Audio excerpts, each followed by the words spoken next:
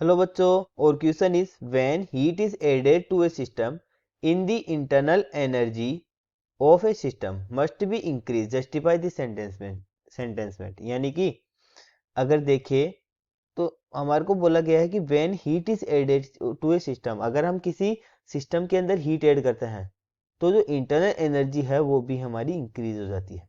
ठीक है, तो स्टेटमेंट जो है उसको हमारे को बताना है सही है या गलत है।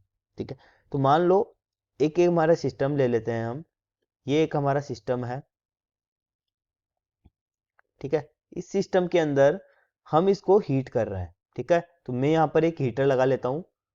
ठीक है, ये एक हमारा हीटर है। तो हीटर जब हम इसके ऊपर लगाते हैं, ठीक है, तो यहाँ पर हम इस सिस्टम को क्या दे रहे हैं, हीट दे रहे हैं। ठीक है, हम इसके अंदर हीट ऐड कर रहे हैं।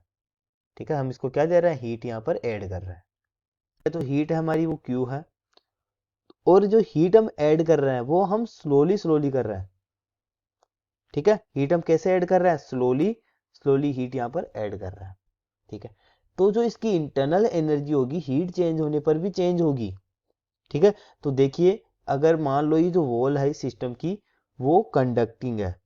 ठीक है, कंडक्टिंग का मतलब इस यहाँ से हम इस हीट इसके अंदर ट्रांसफर कर सकते हैं। ठीक है, तो ये जो वॉल्स है इसकी सिस्टम की वो क्या है, कंडक्टिंग है। ठीक है, यानी कि इसके अंदर अगर हम हीट दे रहे हैं तो ये कंडक्टिंग है, तो हीट का यहाँ पर लॉस भी होगा।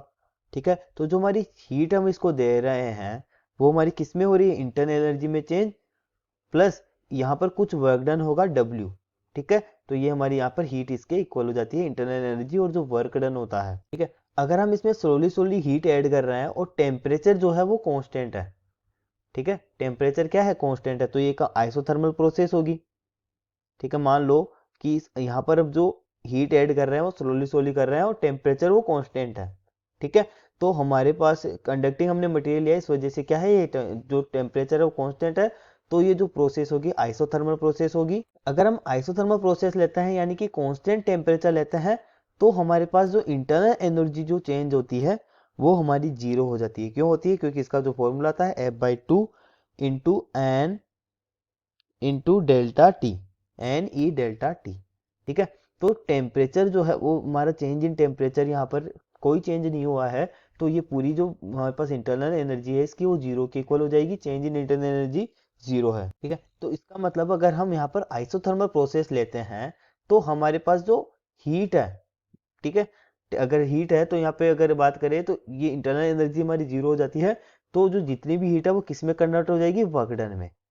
ठीक है, तो यहाँ पर क्या बोला गया है, अगर हम इंटरनल एनर्जी में चेंज करते हैं, सॉरी अगर हम हीट ऐड करते हैं, ठीक है, तो क्या होगा, हीट ऐड करने पे क्या होगा, आइसोथर्मल प्रोसेस में जो चेंज होगा इंटरनल एनर्जी में वो इंक्रीमेंट होगा। ठीक है, अगर देखा जाए जरूरी नहीं है कि वो हो, तो ये जो स्टेटमेंट है वो हमारा गलत हो जाएगा, क्योंकि अगर देखें यहाँ से तो चेंज इन इंटरनल एनर्जी हमारी क्या हो जाएगी, जीरो हो जाएगी। ठीक है, तो यहाँ से इसका ये जो स्टेटमेंट है ये हमारा गलत होगा।